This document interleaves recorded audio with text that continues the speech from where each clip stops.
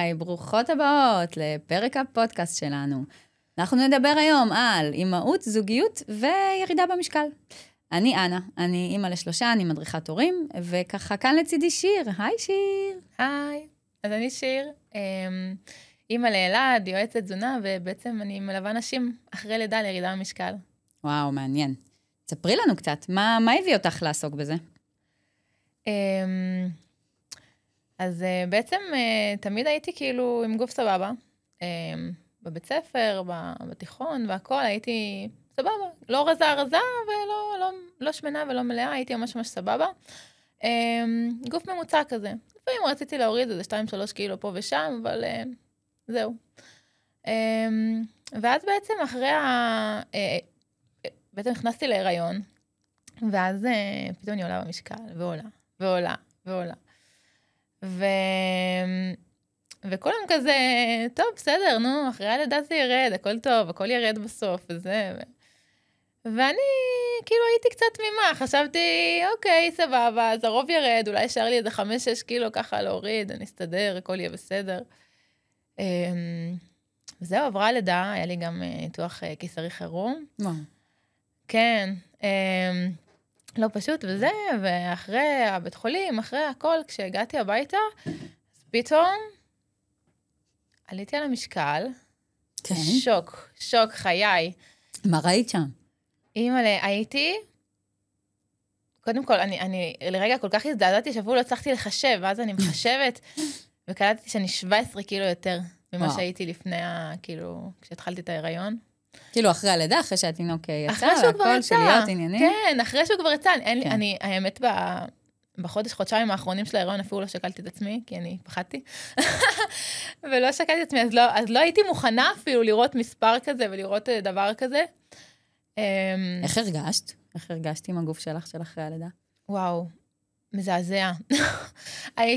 קודם כל הרגשתי ענקית. הייתי באמת ענקית, גם נגיד לברית, היה לי מלא שמלות שתכננתי ללבוש, שידעתי שהן צריכות להיות יותר גדולות. תכננתי מראש שהן יהיו יותר גדולות, ועדיין אף אחת לא עלתה עליי, אף אחת מהשמלות לא עלתה עליי. ואני מודדת עוד אחת, ועוד אחת, ואני מתחילה לבכות, ואני מתוסכלת, וכל זה הברית למחרת, כאילו. כן, כאילו, הברית הייתה... יומיים אחר כך. זהו, הייתה אמורה להיות יומיים אחרי זה, כאילו, יומיים לפני הברית, אני בדקתי מה עולה עליי, מה נראה עליי טוב, וראיתי רק מה לא עולה עליי. והאמת שיצא ככה שהברית הייתה יום אחרי שהתחילה המלחמה, 7 באוקטובר, ב8 לאוקטובר הייתה לנו הברית. וואו. 2023. וואו. כן. ידעתי את זה. אז... וקיימתם את האירוע בכל זאת, ב8 ל10? אז בעיקרון תכננו לעשות את האירוע, את הברית באולם. סגרנו איזה אולם, כזה בצומת בילו נראה לי. והכל התבטל, קרה מצב וזה, אנשים לא יוצאים, חדירות מחבלים, כאילו היה ממש בלגן. ובסוף עשינו כזה אירוע ממש מצומצם בבית של ההורים שלי. כזה בגינה וזה, ואיך את בתוך זה? איך את מרגישה שם? איך... ואני זוכרת עכשיו, בסוף מצאתי איזושהי סמלה שכזה בקושי נדחסתי אליה, שהייתי אמורה ללבוש אותה לאולם לערב. אבל זה היה בוקר, זה לא התאים, כאילו סמלה כזה, עם מלא נתנצים וזה. ואז אמא שלי מנסה לעזור לי, אז היא מביאה לי למדוד עוד משהו, ועוד משהו, וזה לא עולה עליי, וזה לא עולה עליי. והיא אומרת לי, לא, זה בטוח יעלה עלייך, וגם זה לא עולה עליי. ואני, כולי, הרמת תסכול שלי בשמיים, ואני כולי בוכה ומתוסכלת, וזה ממש קשה, כאילו, אני לא יודעת אם יש בנות שמזדהות עם זה, אבל זה ממש לא קל. אז מה בעצם גרם לך לרצות לעשות את השינוי הזה? זה היה הרגע שאמרת? זה היה רגע מזעזע, ואני זוכרת שאפילו ניסיתי גם, הייתי מניקה, אז ניסיתי גם אפילו להפסיק לאכול, כאילו רק מהלחץ של המשקל של הזה, ולא יכלתי, כי הייתי מניקה. אז כאילו אחרי איזה 24 שעות שלא כזה אכלתי, אני הרגשתי גם כאבי ראש מטורפים, סחרחורות וזה, גם הגוף שלי עדיין מחלים מניתוח. אז זה היה ממש רגע, את ניסית לרדת במשקל תוך כדי שאת מניקה אחרי הלידה? ניסיתי, כאילו ניסיתי אחרי הבית חולים, אחרי זה כשהגעתי הביתה, כשראיתי את המשקל, אז כאילו בגלל שכל כך הזדעזעתי מהשוק, אז אני לא, כאילו לא רציתי לאכול כלום. כזה הייתי כאילו כזה בממש לחץ על זה. וזה פגע בי מאוד, וגם פגע בחלב. כאילו היה לי פחות חלב. ולא רציתי לפגוע בעצם בתינוק שלי, כי בסוף, זה כאילו הרגיש לי שאני מה זה אגואיסטית בכלל, שאני חושבת על זה וזה. אז הפסקתי, ולא ניסיתי לרדת במשקל באותו רגע, כאילו פשוט אמרתי, ניסיתי לזרום עם הסיטואציה, לבשתי כזה את הבגדים של בעלי, כאילו, כזה חולצות רחבות, וכזה טריינינגים ודברים כאלה. ואז הגעת לירידה במשקל בשלב יותר מאוחר? שהילד קצת גדל, או... אז אחרי זה, לקח לי קצת זמן כאילו להתאושש גם מהלידה, וזה אחרי איזה 3 חודשים, משהו כזה נראה לי, לקחתי את עצמי כזה בידיים, ואני באמת החלטתי שאני כאילו לא רוצה להישאר ככה, ולא מוכנה להישאר ככה, כי לא אהבתי את עצמי. לא אהבתי את עצמי, הרגשתי חוסר ביטחון, לא רציתי גם לצאת לשום מקום, גם היה לי כאילו עדיין כזה כואב מכל הניתוח והכל, אבל גם זה מאוד הוריד לי את המצב רוח, את הביטחון, את החשק לצאת למקומות, גם את יודעת, כאילו, את באה לצאת, ואת מודדת עוד משהו, ועוד משהו, ועוד משהו, ושום דבר לא עולה עלייך, או לא יושב עלייך טוב, ואת מרגישה כאילו, אז את לובשת כזה בגדים רחבים, ונראית כמו הר, והתסכול כאילו בשמיים, זה מזעזע. נשמע קשוח. כן, ממש. וליבי איתך, כמו שנקרא. אני יכולה מאוד להבין את התחושה הזאת. אני גם בכל ההריונות שלי, זה כזה הלך והמשקל עלה מהריון להריון. בהריון הראשון 10 קילו, כאילו כשבאתי ללדת, אחר כך זה היה קרוב ל-30, והאחרון היה כזה, רגעתי את עצמי, אמרתי, אוקיי, 20 ומשהו רק, ואני מאוד מזדהה, ואני בטוחה שיש הרבה אימהות שמבינות בדיוק על מה את מדברת, על הימים האלה שאוקיי, התינוק כבר בחוץ, אבל את עדיין נשארת במשהו שהוא נראה החלאה, בין עדיין בהיריון לכזה משהו שהוא... וזה נורא מתסכל, נורא מתסכל, אז אני לגמרי יכולה להבין אותך. אני רוצה לשאול אותך, איך בעלך הרגיש שם? מה הוא אמר, איך הוא הגיב, איך הוא היה, מה תמך בך, איך הוא השתלב שם בתוך התהליך הזה שלך ובכלל בדרך? אז האמת שבעלי היה ממש מקסים. הוא ממש כזה, הוא הבין שאני כאילו במצב קשה ושקשה לי, ושאני גם כאילו מהניתוח, גם מהכל, והוא הבין את המצב שלי, הוא לא אמר לי כלום, הוא לא נתן לי הערות ולא כלום, אבל אני יודעת שהוא לא, הוא מעדיף אותי רזה. כאילו, עצוב, זה כאילו יש אנשים שיגידו שזה עצוב להגיד את זה, אבל בתכלס בואי, הוא התחתן איתי לא במשקל הזה, לא במראה הזה, הוא התחתן איתי במראה מסוים, ואני יודעת שהוא מעדיף גוף מסוים. את איך שהיית כן, במקור. וגם אני, כאילו, בואי, גם אני מעדיפה את איך שהייתי. אני גם זוכרת שהייתה איזושהי חברה שהיא ילדה, לפני שאני ילדתי, היא ילדה, ואחר כך באנו לברית או לבריתה, אני אפילו לא זוכרת מה זה היה, ואחרי האירוע הזה הוא שאל אותי, למה בעצם אישה אחרי לידה היא כאילו... היא כזאת מלאה. עכשיו זה היה כאילו איזה 3 חודשים אחרי זה, כנראה הבריתה, כי ברית זה רק שבוע אחרי. אבל, ואני זוכרת שהוא שאל אותי, למה היא כאילו, למה עולים, כאילו, כן, כי יש אנשים שעדיין בתפיסה שלהם, כאילו, אוקיי, ילדת, זהו, למה כאילו אחרי הלידה עדיין אנשים, כאילו עדיין הם במשקל גבוה. ואמרתי לו אז כאילו שבסדר, לוקח קצת זמן להוריד את זה וזה, אבל אני לא באמת הבנתי את זה בעצמי עד שאני הייתי שם. וגם הוא כנראה לא הבין את זה בעצמו, אבל היה לי זכור המקרה הזה, וידעתי שאני רוצה לרדת, כי אני לא רוצה להישאר שם, כי בסוף אני יודעת שזה מפריע לו. ואני לא אעשה לו דווקא, כאילו, דווקא אני אשאר במשקל שגם הוא לא אוהב, וגם אני לא אוהבת, וכאילו, למה...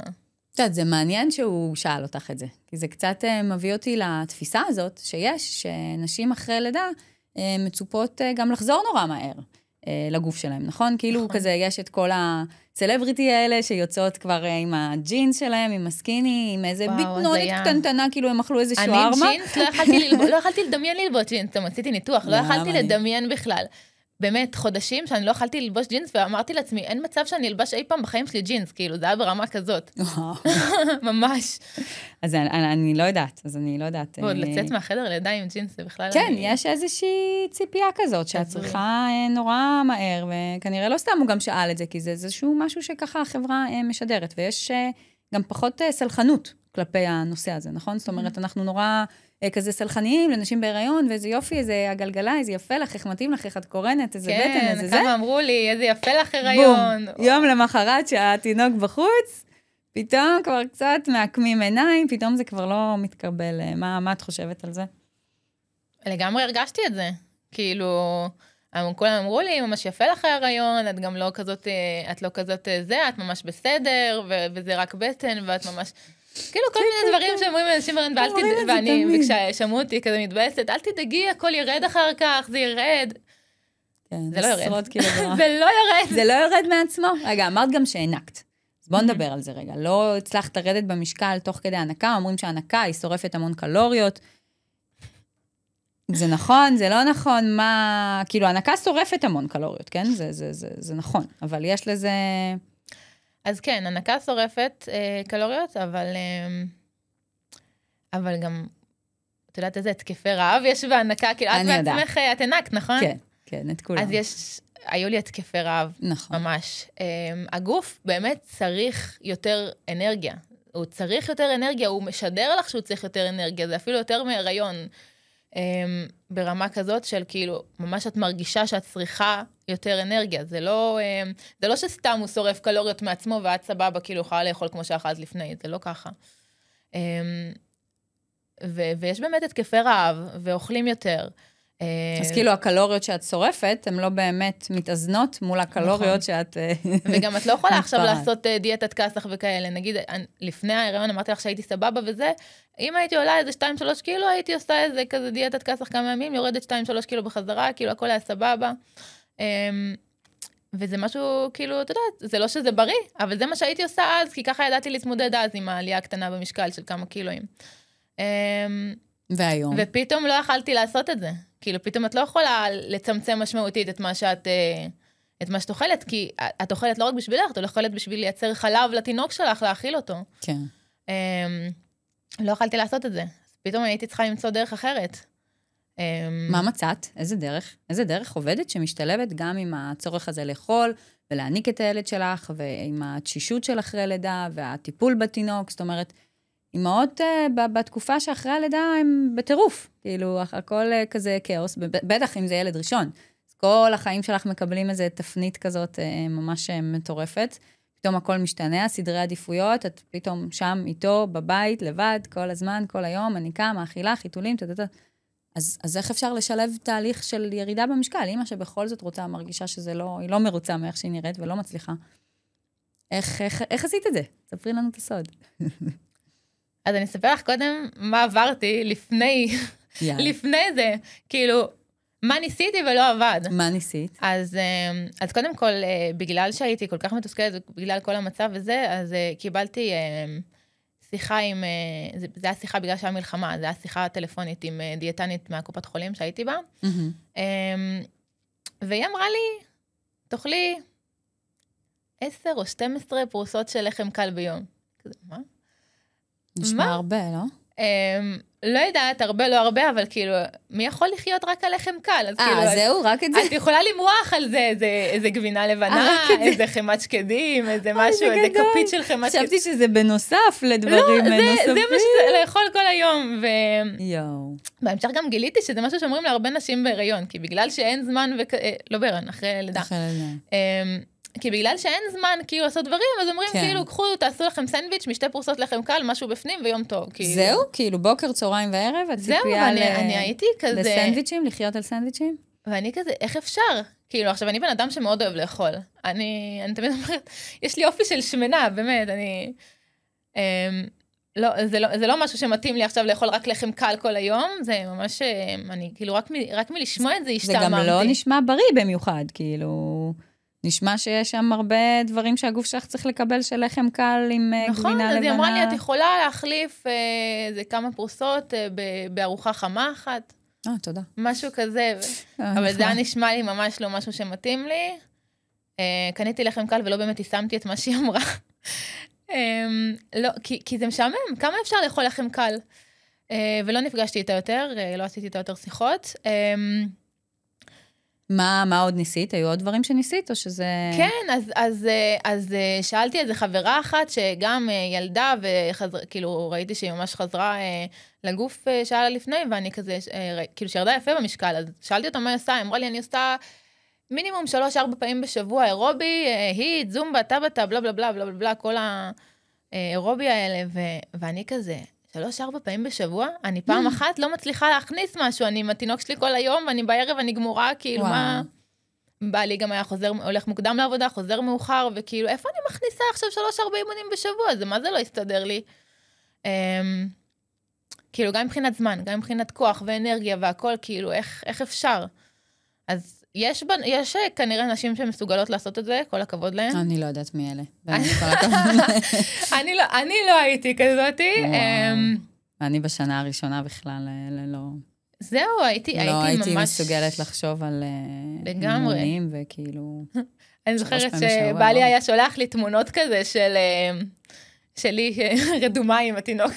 המיטה, על הפה, על השם, כאילו רדומה בכל מקום, כי הייתי פשוט עייפה. בול המצב לצאת לעשות בו איזה אימון אירובי טוב. וואי, אני לא יודעת.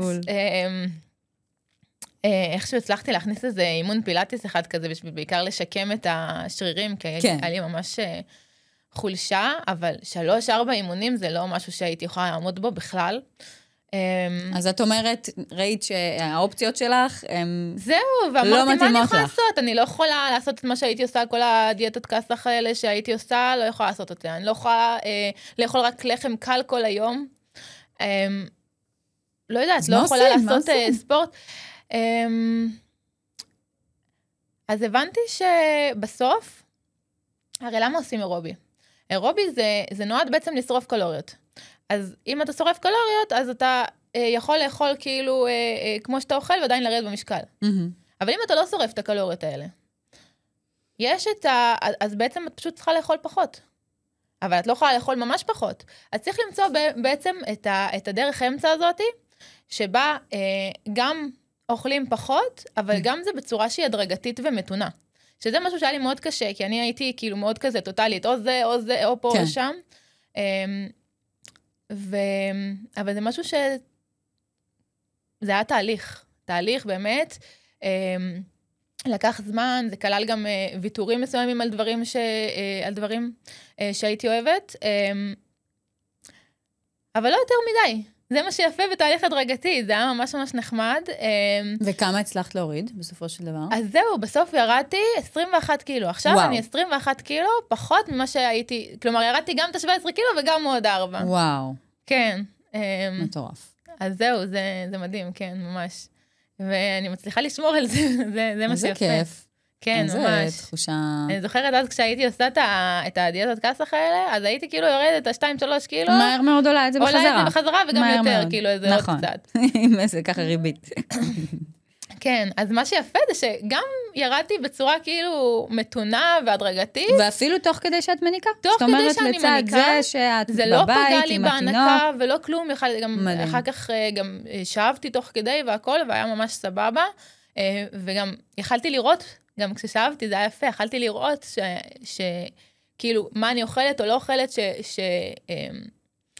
שמגביר או מפחית את החלב שלי. ממש עשיתי על עצמי ניסויים, זה היה מגניב. זה באמת חשוב, זאת אומרת, לדעת לשלב את העניין שהאישה מניקה.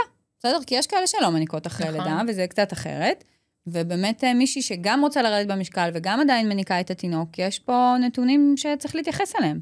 ולא כל תהליך תזונה או כל שיטה בעצם לוקחת את זה בחשבון. יש הרבה כאלה שנותנים איזושהי הוראה כללית כזאת לכולם. נכון. איזה מישהי סיפרה לי, בהמשך, אחרי כמה זמן, מישהי סיפרה לי כשהיא ילדה את הבן שלה, אז כזה, לא יודעת, 3 חודשים אחרי הלידה, היא רצתה לרדת במשקל, הייתה אצל דיאטנית של קופת חולים, והדיאטנית הזאת אמרה לה, נתנה לה איזשהו תפריט של 1200 קלוריות. עכשיו, למי שלא מכיר, אני רגע אחדד, 1200 קלוריות לאישה מניקה זה כלום. כאילו, אישה מניקה זה 1,700-1,800 מינימום, זה גם תלוי בגובה, תלוי בזה, אבל... איזה הבדל. כן, זה תפריט שממש לא היה מותאם לה, ומה שקרה זה שנגמר לה החלב. אוי ובוי. והיא הייתה צריכה להפסיק להעניק. איזה באסה. ממש היה לי עצוב לשמוע את זה, ואת אומרת, כאילו, איך זה בא מדיאטנית של קופת חולים, שאומרת דבר כזה, שגורם בסוף לאישה לזה שהיא לא יכולה להעניק את הילד שלה. וואי, איזה באסה. איזה עצוב לי לשמוע את זה. ממש. גם בתור אימא, כן, בא לי לבכות. וואו, זה נורא. איזה באסה. כן. זה כל כך חשוב לשים לב שאתה מקבל את המענה שמותאם אליך, זאת אומרת, לא איזשהו מענה גנרי לכולם. אני כל כך מזדהה עם זה, גם מהמקום של הדרכת הורים. דרך אגב, כל משפחה יש לה את הצורך האינדיבידואלי שלה. כל ילד הוא שונה, כל הורה הוא שונה, אז חייבים להתאים את זה. וכשאנחנו נותנים איזושהי הוראה כללית, או כלים שהם נורא כלליים לכולם, זה פשוט יכול להיגמר בכזה אסון של הפסקת הנקה, זה ממש עצוב. כן. זה עצוב, כי היא לא רצתה להפסיק להעניק, היא לא תכננה את זה. ברור, זה לא שהיא ביקשה לקבל תפריט. זה לא שהיא רצתה להפסיק להעניק, וטוב, אז זה לא... היא רצתה להעניק, ופשוט לא היה לה חלב. זה ממש היה לי ממש עצוב לשמוע את זה, וגם עצוב שזה מגיע ממי שכאילו דיאטנית קופת חולים, אנשים סומכים עליהם, ובסוף עצוב. האמת שזה באמת עניין של הרבה באמת נשים מניקות, הולכות, שרוצות לרדת במשקל, והן הולכות לאנשים שלא באמת מבינים בתזונה בהנקה, שזה משהו שונה מתזונה של מישהי שהיא לא מניקה. לפעמים באמת יכולים לתת להם גם תפריטים לא מותאמים, גם מבחינת קלוריות, גם מבחינת הרכב המזון, הוא צריך להיות קצת שונה ממישהי שהיא לא מניקה. זה ממש יכול לגרום לנזק. זה לגמרי, ממש חד משמעית. אז חשוב באמת כאילו שידעו ללכת לאנשים שמבינים בזה, כאילו, שמתעסקים עם זה, שיודעים מה זה הנקה, שיודעים מה זה תזונה בהנקה, שלמדו את זה. חד משמעית, כן. בהכל צריך, את האיש המקצוע המתאים. מסכימה איתך. אני רוצה רגע להחזיר אותך שנייה לתחושות שם, אחרי הלידה, שאת רואה שאת לא נראית איך שאת היית רוצה, וזה קשוח, והבגדים לא עולים. איך הסביבה שלך שם בתוך הדבר הזה? איך הזוגיות שלך, איך הבן זוג שלך, איך הזוגיות הושפעה, איך החברות, ההורים, איך שם הסביבה. כי אני יודעת שיש לסביבה המון השפעה. נשים אחרי לידה, לא רק בהקשר של תזונה וירידה במשקל, אנחנו בכלל מאוד מבולבלות, בטח כשזה הילד הראשון, ואנחנו מאוד מושפעות הרבה פעמים ממה שהסביבה אומרת, ממה נורמה, ממה תקין, ממה לא, ויש הרבה משקל לסביבה שלנו שם, אז ספרי לי קצת איך את היית בתוך זה, איך זה השפיע. נכון, לסביבה באמת יש השפעה, אבל אני יכולה להגיד שהסביבה שלי, ברוך השם, היו ממש בסדר. כאילו, אף אחד לא העיר לי, לא אמר לי איזה משהו, כאילו, לא היה הרבה חוסר טקט סביב הנושא, דווקא כאילו היו ממש סבבה, וקיבלו וזה, והכל. וחברות, כאילו, לא היה לי הערות מאף אחד. לגבי הזוגיות, מה שאמרת, גם בעלי, ברוך השם, לא העיר לי, והוא ממש תמך בי בכל מה שאני עושה, ובסך הכל רצה שיהיה לי טוב. אבל אני יותר מתכוונת לאיך זה השפיע עלייך. זאת אומרת, האם בא לך בכלל להיפגש עם חברות? האם בא לך לצאת עם בעלך? האם כיף לך? כאילו, איך אז לא.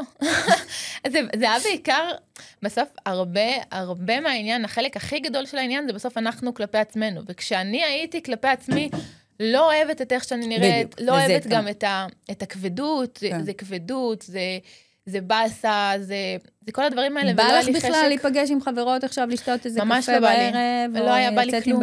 לא היה בא לי כלום, היה לי, אני זוכרת היה איזה משהו, כאילו הייתי, מבחינתי כאילו רק תבואו אליי, תעזרו לי עם התינוק וזהו, ולא רציתי לצאת לשום מקום, ואני זוכרת שהיה איזה מישהי שהיה לה יום הולדת, אחת מהחברות שהיה לה יום הולדת, ולא היה לי מה ללבוש, וזה היה בירושלים, והיה קר, והיה לי רק סמלה, כאילו, סמלה רחבה כזאת, את יודעת שזה מה שהצלחתי ללבוש, ולא היה לי מה ללבוש, אז ביקשתי עם איזושהי חברה, ג'ינס של כאילו, שהיא לא משתמשת בו, שהיה יכול להיות אולי במידה שלי, והיא הביאה לי כמה אופציות, וזה משהו אחד עלה עליי, ואני כאילו, זה הפעם ראשונה שלבשתי ג'ינס, זה כמה חודשים אחרי הלידה, ואני הייתי בהלם, קודם כל שעולה עליי בכלל איזשהו ג'ינס, ושאני מצליחה כאילו זה, אבל זה היה כאילו, מה זה ג'ינס? כאילו הייתי מפוצצת בתוכו, כאילו בקושי הצלחתי לסגור כפתור, אני כזה.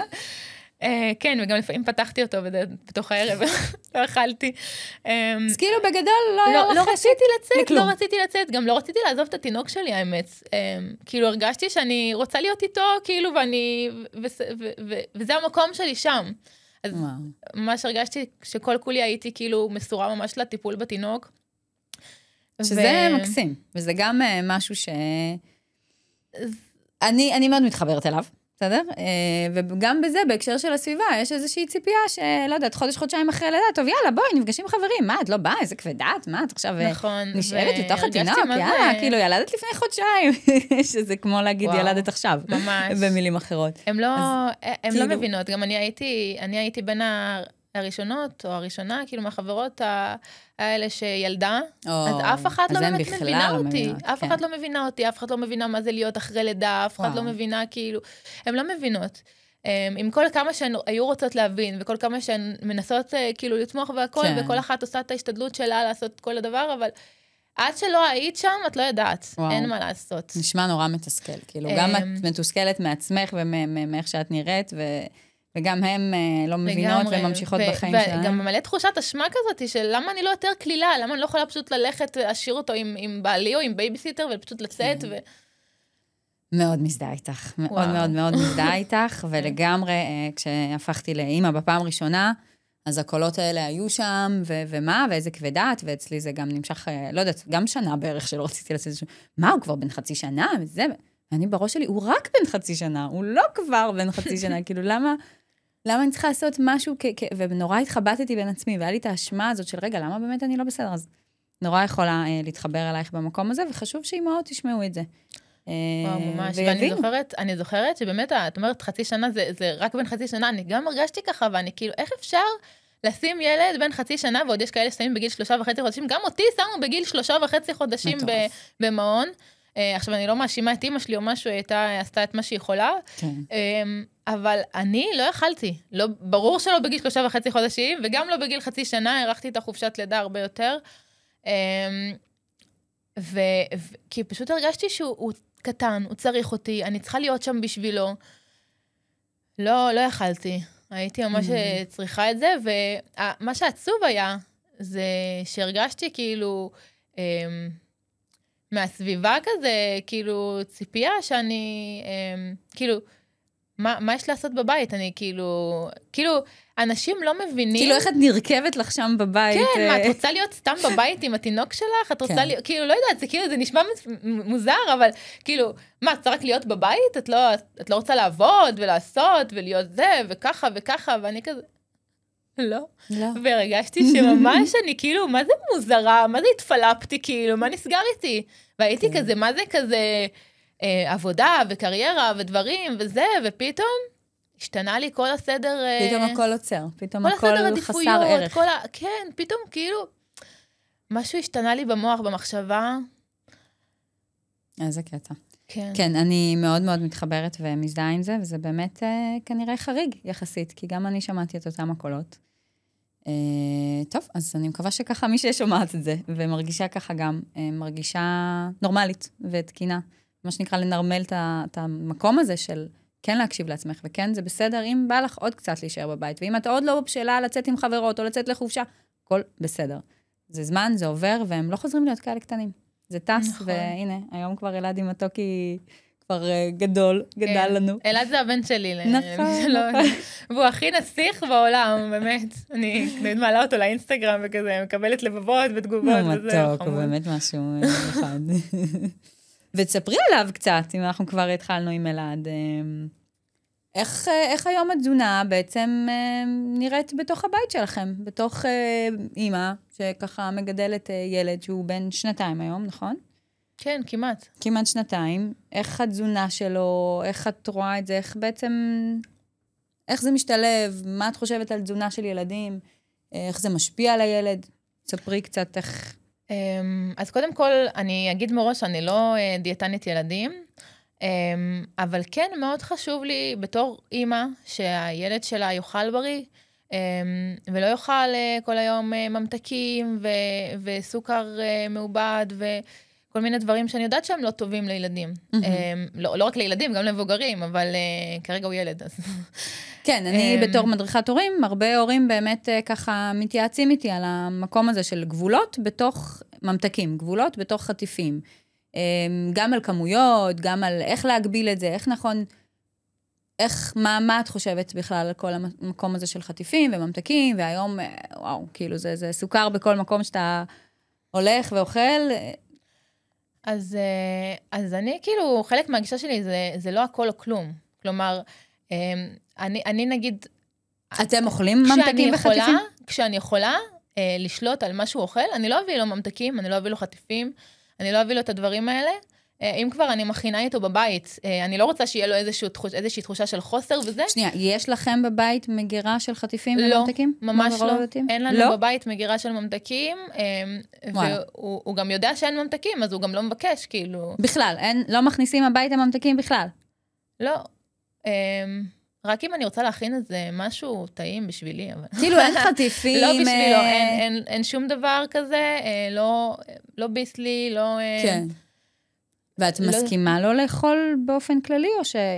אני לא אוסרת עליו, אבל כשאני יכולה למנוע בבית שלי, ושזה לא ייכנס לבית וכזה, אז אני כן, אני אמנע, כי אני מאמינה שזה לא בריא לו, זה לא טוב לו. זה לא שאני מאמינה, זה שאני יודעת שזה לא טוב לו, זה כזה עובדות. ואז באים אנשים ואומרים, מה, אבל הוא במילא אחר כך ייחשף לזה, אם זה בגן, אם זה ביום הולדת. או יותר מזה, אומרים שאם אנחנו מונים מהם את זה, אז אחר כך הם גדלים להיות ילדים שמחפשים את זה בטירוף, ואם ככה לא נותנים לילדים בכלל, אז אחר כך הם, כשהם רואים את זה, אז הם כאילו באטרף. מה את חושבת על זה? אני חושבת שקודם כל הכל תלוי איך מסתכלים על הדברים. כלומר, קודם כל, זה נכון שיש את זה, זה נכון שיש ממתקים וחטיפים לפעמים בגן, ולפעמים בימי הולדת ודברים כאלה. הוא לא מתחרק כשהוא רואה את זה בגן ובימי הולדת במקומות אחרים? כאילו שיוכל, בסדר, אבל גם כאילו, אם הוא אוכל במקומות כאלה, אז לפחות שבבית לא יאכל. מה, גם פה וגם פה? אז זה כאילו, זה בדיוק הגישה של הכל או כלום. את מבינה שאני לא מאמינה בה. אז מה, או שהוא, כאילו, עדיף שיהיה גם בבית וגם בחוץ, או שעדיף שיהיה, שלפחות בבית לא יהיה, אז גם אם בחוץ הוא אוכל, אז לפחות יש את הבית שמאזן. זאת הגישה שלי. ולגבי זה שהוא יתנפל על זה, אם הוא מתנפל, כנראה שיש חוסר, אבל אצלי אין חוסר. זה לא שיש חוסר, כי אני כן נותנת לו מתוק, פשוט מתוק בריא. אנחנו מכינים עוגיות בריאות, הנה הכנו השבוע עוגיות טחינה, שזה ממש נחמד, לפעמים אני מכינה איתו עוגיות שיבולת שועל, כזה דברים בריאים בבית. והוא אוהב? כן, הוא חולה על זה. הוא ממש אוהב, הוא אוהב כזה לשבת איתי במרפסת, ולאכול כזה עוגיה בריאה, ולשתות חלב, ממש... איזה יופי. ממש חוויה בשבילו. אני חושבת שזה חלק כמו הרגלים כאלה, שאתה מקבל מהבית שלך, ומה שקיים, ומה שאתה מתרגל שיש לך זמין, אז אתה גם גדל לתוך זה. אני יכולה להגיד לך שגם אצלנו בבית, בתור ילדה, לא היו ממתקים, ואף פעם לא נמשכתי לזה. כאילו, אמא שלי תמיד הייתה אומרת, היית ילדה נורא מוזרה. כאילו, היו כזה באים משפחה וזה, מציעים לך סוכריות, לא יודעת מה היה פעם, כל מיני כזה שוקולדים, ולא היית מתלהבת מזה. אז אולי אני דוגמה חיה לזה שזה לא בהכרח נכון. גם אם הילד פחות מקבל את זה ופחות חשוף לזה בבית, זה לא אומר שהוא יגדל להיות ילד שמטורף על מתוק וחטיפים, וזה מתחבר למה שאת אומרת. אז אני מאוד מסכימה איתך, ואני מאוד חושבת שזאת גישה נכונה, ושהלוואי שככה כולנו נאמץ אותה יותר, ונשים לב למה שאנחנו מכניסים הביתה, כי בסוף, איך את אומרת? מה שאנחנו מכניסים הביתה, זה מה שנוכל, ואם כבר אפשר למנוע את זה שעליו קודם, זה מדהים בעיניי. אני גם שמתי לב, היום כשאני מלווה נשים לירידה במשקל, אני שמה לב ממש בוודאות, כאילו ממש, אני רואה את זה באופן ישיר, שככל שלבנות שאני מלווה היה יותר ממתקים בילדות, יותר קשה להן באמת לשנות את התזונה. זה אפשרי, אבל זה יותר קשה להן. לעומת זאת, בנות שהבסיס שלהן היה יותר טוב, היה פחות ממתקים ופחות זה, ויותר אוכל יותר בריא, הרבה יותר קל להן לחזור לזה ולרדת במשקל, כי הבסיס שלהן הוא יותר נכון. כן. אז לי חשוב ממש שלפחות הבסיס של הילד שלי יהיה כמה שיותר טוב. וככה גם אם בהמשך אני פחות אצליח לשלוט, והוא יוכל יותר ממתקים ושטויות, ויכול להיות שזה יקרה. אז כאילו המשפט הזה, אכלנו ממתקים, אבל יצאנו ממש בסדר. איך את מרגישה לגבי זה? כן, מצחיק שכולם אומרים את זה, ו50% מהאוכלוסייה ועודף משקל והשמנת יתר. זה כמו שאומרים לי בהדרכות הורים לפעמים, כאילו התנגדויות שאני שומעת, מה אנחנו צריכים? הדרכת הורים, זה, תראי איך אנחנו גדלנו, ואנחנו כולנו יצאנו בסדר. מה זה בסדר? כולנו סרוטים עם טראומות, ומעבירים לילדים שלנו דברים. גם באמת מה זה בסדר? כאילו, בואי, אני לא רוצה בסדר, אני רוצה לילד שלי את הכי טוב. למה שאני אסתפק בבסדר? כאילו... למה? ואני בטוחה שכל הורי רוצה לילד שלו אתה הכי טוב, אז למה אתם משתמשים במשפט הזה בכלל? נכון. כאילו גם הבסדר הוא לא באמת בסדר. כן. וגם למה להסתפק בו מלכתחילה? את אומרת, אם כבר אנחנו רוצים הורות טובה, אנחנו רוצים תזונה טובה, אני רציתי להיות אימא יותר טובה, באתי אלייך. דרך אגב, ככה הכרנו, למי שלא יודע, אני הכרתי את אנה דרך זה שאני באתי להדרכת הורים, כי באמת חוויתי קשיים עם הילד שלי, ולא הסתפק לי בלהיות רק אימא בסדר. אני רוצה לעשות את הכי טוב שלי. זה מרגיש לי שזה כזה משהו שמאוד מלווה אותך ואת האופי שלך. החוסר התפשרות הזאת, על הבינוניות, על הבסדר, וזה ניכר בכל התחומים אצלך. אני חושבת שבאופן כללי, אנשים צריכים לשאוף לי יותר מבסדר, לשאוף להיות יותר טובים, ואם זה בעבודה, אם זה במה שהם עושים בחיים, אם זה קריירה, אם זה בהורות, אם זה בתזונה של הילדים או של עצמם, או כל דבר, כאילו, צריך לשאוף לי יותר. לגמרי מסכימה איתך. אז מה היית ככה אומרת לאימהות שמרגישות שהן לא מרוצות, אבל מצד שני הן עסוקות עם התינוק? הן מרגישות שאולי אין דרך שיכולה לעזור להן להרגיש טוב עם עצמם, כי הן כל כך, את יודעת, תוך כדי הטיפול וההנקה אין להן זמן. הן בטוחות שאולי זה ייקח זמן, שזה ייקח מהם המון מאמצים לשלב תזונה בריאה יותר. מה היית אומרת לאמהות כאלה שמרגישות קצת מיואשות? שזה בא מעצמן. זה הרבה פעמים, גם העצם זה שאנשים מביאים לילדים שלהם ממתקים, זה בגלל שהם היו רוצים ממתקים. זה הרבה פעמים גישה, כאילו, זה משהו שאנשים צריכים לפתור בתוך עצמם. הם לוקחים את זה קשה, אם זה כאילו לתת לילדים אוכל יותר בריא ולתת להם פחות ממתקים וכזה, ברגע שהם לא יראו את זה כדבר שהוא פחות שווה או יותר קשה, ברגע שהם ישנו את הגישה של עצמם, זה ישתקף גם אצל הילדים. זאת אומרת, ברגע שהם לא ירגישו בעצמם שזה איזשהו חוסר, שזה איזושהי מניעה, אלא שדרוג למשהו טוב יותר. ואנשים אומרים, אני לא מחסירה כלום וזה, כי הם רואים את זה, את הלא להביא ממתקים כלהחסיר. כן, כמשהו שלא בסדר. כאילו, אם הילד לא מקבל ממתקים, אז כאילו, מה, כולם מקבלים? כאילו, אז מה, אנחנו מחסירים ממנו משהו? אז שמעתי את הגישה הזאת, אבל זה להחסיר משהו שעושה לו טוב בסוף. כאילו, זה לא שאת באמת מחסירה ממנו משהו, כי הוא לא באמת צריך את זה מלכתחילה. בעצם עושה לו טובה, בזה שאת דואגת לבריאות שלו. לגמרי. זה באמת עניין של גישה שלנו. ברגע שאנחנו נשנה את הגישה, אז על הילדים גם. אני מסתכלת על העוגיות, אני אומרת, וואי, איזה שווה, איזה כיף עוגיות וזה, והוא כאילו מתלהב עליהם בטירוף. על הבריאות. כן, העוגיות הבריאות שאנחנו מכינים. אז לגמרי הוא מתלהב עליהם, כי אני לא משקפת לו שזה פחות שווה. כי זה באמת לא פחות שווה. אגב, אני טעמתי, אני יודעת להגיד, העוגיות של שיר, הבריאות, וואו. הם וואו. מי שרוצה מתכונים זה באינסטגרם. לגמרי מומלץ, תביא לנו אפשר גם לבקש. להכיר, תביא פעם. אז כן, לגמרי. אז זה גם פחות שווה, אבל ברגע שאנחנו גם לא נשדר לו את זה, גם, מה הבעיה? שהרבה אנשים משדרים לילדים שלהם, כאילו ממתקים זה הדבר השווה, ונגיד שהם מקבלים איזה ממתק, אז אומרים, וואו, איזה כיף לך, קיבלת סוכריה, ואז כזה הילד חושב, וואו, כיף לי, קיבלתי סוכריה, כנראה שסוכריה זה טוב ושווה, אז אם אני לא מקבל סוכריה, אני צריך לבכות. הורות זה שיווק, לגמרי, זה הכל עניין של איך אתה מציג את זה, ואיך אתה משווק את זה, ואתה יכול לעשות את זה הפוך, לעשות את זה על הדברים הבריאים, על העוגיות הבריאות יותר, לשווק את זה. אתה יודעת, זה מצחיק, אני לפעמים שואלת את הבן שלי, תגיד, מה אתה רוצה לאכול? אתה רוצה את זה? אתה רוצה את זה? אומר לי, לא. אני אומר, אתה רוצה פרחיות עם קוטג'? כן! זאת אומרת, כאילו, מה הוא כזה מתלהב עם פרחיות עם קוטג'? אבל אני לא מראה לו את זה מן הסתם. אני אומרת לו, כן, כאילו, מתלהבת איתו ביחד. אם זה מה שהוא רוצה, זה מה שעושה לו טוב, הפרחיות עם קוטג', יאללה, שילך על זה, זה לא דבר רע. מצא. כן, ממש. אז זה באמת עניין של כאילו, איך אנחנו מראים את זה. כן. דרך אגב, זה לא רק אצל הילד שלי, זה לא שהוא מיוחד, הוא מיוחד, אבל זה לא רק הוא מיוחד. יש לי גם בנות בליווי שלי, שנגיד את זה מישהי אמרה לי לא מזמן, תקשיבי, הילדה שלי התחילה לאכול עגבניות שרי. כאילו, התחילה זה, והיא מתלהבת לזה, כאילו זה סוכריות. וזה לא היה ככה קודם, כאילו. כן, זה לא היה ככה, והיא לא הייתה כזה אוכלת ולא זה, ועכשיו היא התחילה לאכול יותר ירקות, והיא אוכלת עגבניות שרי, כאילו זה סוכריות, והיא מתלהבת על זה בטירוף, והיא מבקשת עוד, אז בקיצור, מה שאני מנסה להגיד זה שהשינוי בגישה מתחיל בנו, ומשם הוא מושרש גם לבית, לילדים. ותגידי, מה את חושבת לגבי התזונה בגני ילדים? אז קודם כל יש לי הרבה מה להגיד על זה. אני חושבת שהתזונה בכל הגני ילדים חייבת להשתנות, כאילו לפחות ברובה ממה שאני מכירה. מלכתחילה, אני לא אוהבת את הקטע הזה של לחם לבן, זה הלחם שמסובסד, זה בעיניי גרוע מאוד.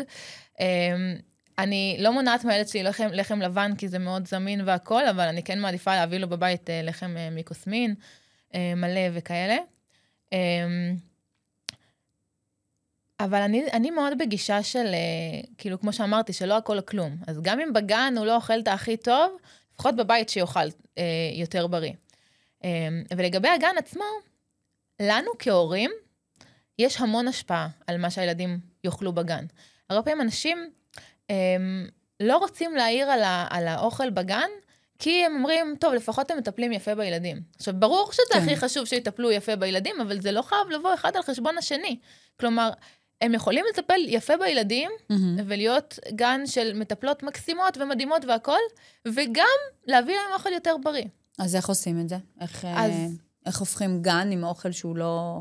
אז ברגע שיש, בסוף הגננות, ברגע שהן רואות שלהורים לא מפריע, כאילו הם לא מהירים להם, אז הם לא ישנו כלום.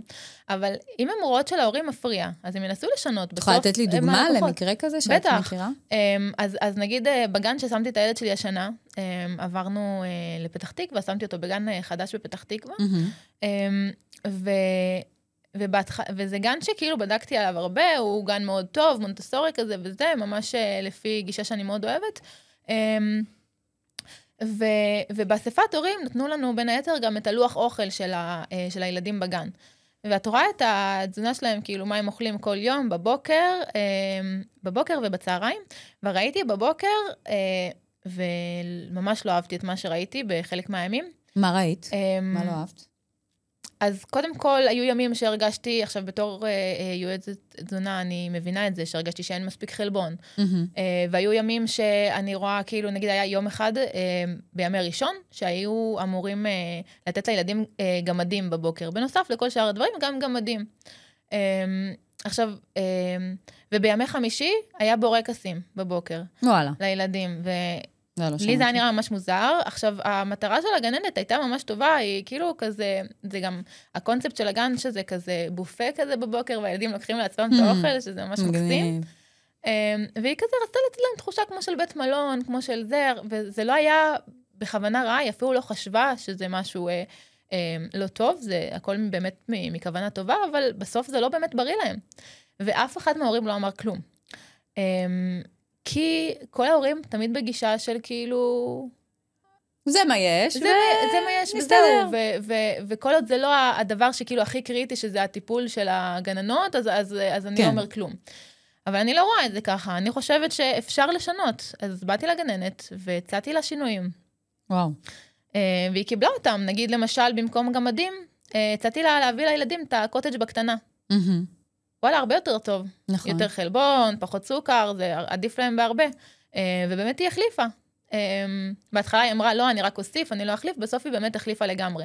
והבורקסים, היא הורידה אותם, החליפה אותם בפשטדת גבינות. וואו, איזה שדרוג. היא גם יותר בריאה, גם היא מכינה אותה בבית, פחות מעובד, יותר חלבון, וזה ממש אחלה. אז היא קיבלה את זה בטוב. כן, ממש קיבלה בטוב. אנשים פשוט לא ניסו בכלל לעשות איזשהו שינוי זהו, לפני כן. אבל מה שיפה זה, שכששאלתי בקבוצה, כאילו, בסוף אני, כשאמרתי לה לבד, זה נחמד וזה, והיא לקחה לתשומת ליבה, אבל ברגע שכתבתי גם בקבוצה של ההורים, ושאלתי כאילו אם יש עוד אנשים שתומכים בזה, דווקא הרבה הורים כן תומכים בזה. ואני חושבת שזה רק מראה שלפעמים צריך שמישהו אחד יגיד את המשהו, וכאילו לא בהכרח שאם אף אחד לא אמר כלום, אף אחד לא חושב על זה. יכול להיות שכולם מחכים לאחד שיגיד את הדבר הזה, ואם אתם, כאילו, אם אתם גם לא מרוצים מהאוכל בגן של הילדים שלכם, תגידו משהו. יכול להיות שעוד הורים לא מרוצים. בטוח. אז אני באמת מאמינה שלנו המון המון כוח בתור הורים, מול הגנים. עכשיו, זה לא צריך להיות כנגד, זה כאילו ביחד, בסוף גם הגננות, הן רוצות לטובת הילדים, רובן. כן, אני מאוד יכולה להתחבר לזה מהרבה מקומות. אנחנו הרבה פעמים כהורים רגילים ללכת באיזשהו תלם, של אוקיי, מה שצריך לעשות, מה שהגן אומר, מה שהחוקים, מה שהכללים, וזורמים. ויש מקום להשפיע. זה כל שהוא חשוב להגיד אותו, בין אם זה בתזונה, בין אם זה עכשיו בהסתגלויות, שזה משהו שככה קרוב לליבי, גם מתוך הילד שלי וגם ממשפחות שליוויתי, שכן, יש את החוקים של הגן, אבל כן, אפשר קצת להתגמש ולבוא ולהסביר שזה בסוף לטובת כל הצדדים, והן מבינות את זה, והן מקבלות את זה, והורים פשוט מראש לא מנסים אפילו, אם אומרים שלא יודעת, ההסתגלות היא היום שעה, אז באמת, אוקיי, שעה. אם צריך, כאילו, אפשר רגע להגיד, אוקיי, הילד שלי קצת יותר קשה לו, אני יכולה להישאר קצת יותר, אני יכולה לאסוף אותו קודם, כאילו, אנחנו צריכים להבין שיש לנו say וכוח כהורים, ולהיות, כן, מעורבים במקומות שצריך. אז נקודה מאוד חשובה, שאת אומרת. כן. וגם הרבה ההורים גם לא רוצים להטריח את הגננות, כן, לא רוצים שייצור עכשיו רושם של איזה הורה נודניק כזה, אבל שתדעי לך, דווקא הגננת לקחה את זה, מה זה בטוב, והרגישה גם מה זה אושר וסיפוק, שהיא נתנה לילדים אוכל יותר בריא, כי היא הבינה שזה יותר בריא.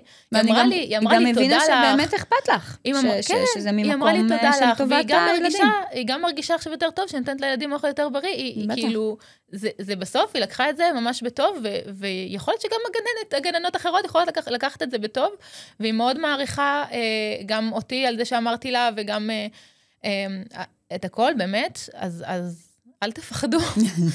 אל תפחדו, אם חשובה לכם התזונה של הילדים. תדברו. או כל דבר,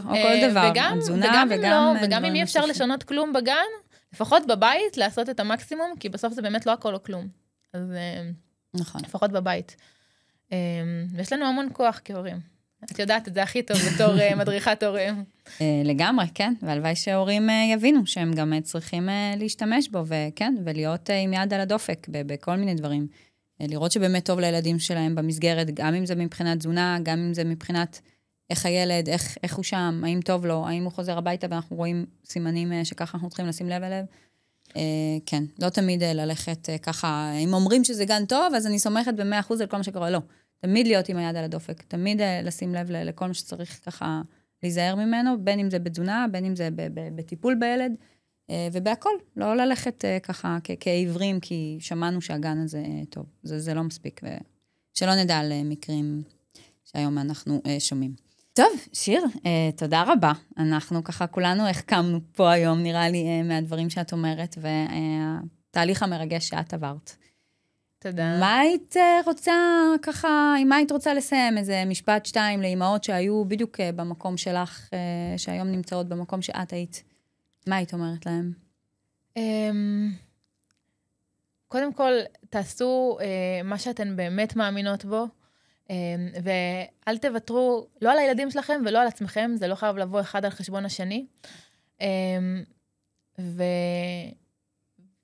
ושיהיה לכם אכפת, בעיקר מהתזונה, כמובן מאוד דברים, אבל בעיקר מהתזונה, התזונה מאוד מאוד משפיעה עלינו, וגם על הילדים שלכם. לגמרי. אם אתם רוצות לעשות שינוי ולרדת במשקל, אז לכו על זה.